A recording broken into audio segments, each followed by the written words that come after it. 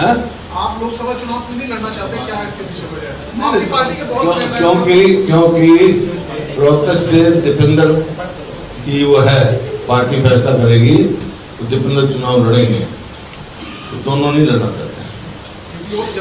अगर दीपेंद्र नहीं लड़ेगा तो फिर मैं सोच सकता हूँ। पिछली बार तो लड़े थे, पिछली बार लड़े थे, जब तो हार गए दोनों। अगर मैं नहीं लड़ता तो रोहतक की सीट नहीं हारती, रोहतक नहीं हारते।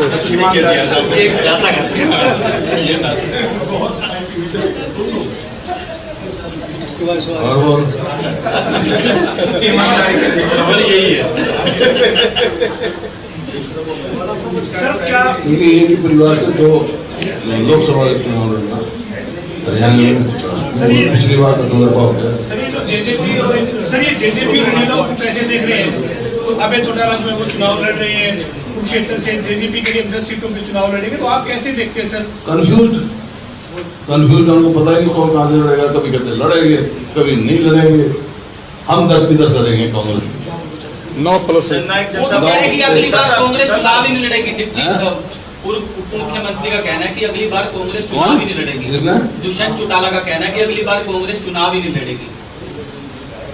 समय बताएगा वो कहाँ से जीत के आएंगे। विधायक ही नहीं मिल सकते, चुपड़ा साफ है इनका।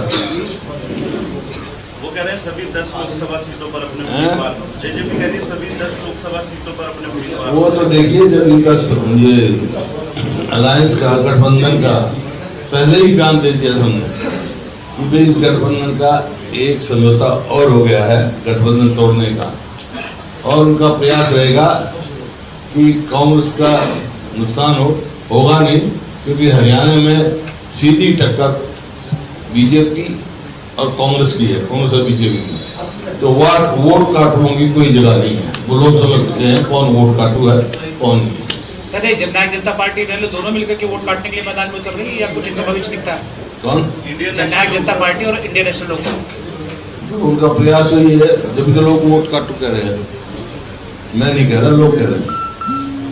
सर नवीन जिंदल भाजपा में चले गए और वो चुनाव लड़ रहे हैं, लेकिन बीजेपी के नेता कह रहे हैं कि कांग्रेस नेताओं को, अपने नेताओं को संभाल भी नहीं पा रही है और उनको कोई स्कोप नजर नहीं आ रहा, इसलिए भारतीय जनता पार्टी में आ रही है। वो तो उनका अपना प्रेरोगेटिव, कुछ भी कहें, लेकिन असलियत आपके सामने है। कांग्रेस के पास तो एक से एक मजबूत कैंडिडेट है।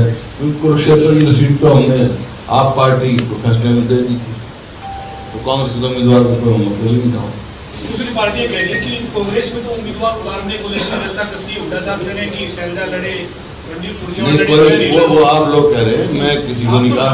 नहीं वो बात सुनो, जैसे अब आप पत्रकार आप पूछ रहे जी शैलजा लड़ेगी चुनाव, रणदीप लड़ेंगे, मर्जी है, अच्छा है लड़े तो, मैंने नहीं कहा। लेकिन आप सवालों में से रणजीत सिंह चौटाला ने कहा कि कांग्रेस के तो इतने बुरे हाल हैं कि कोई चुनाव ही नहीं लड़ना चाहता, सब भाग रहे हैं।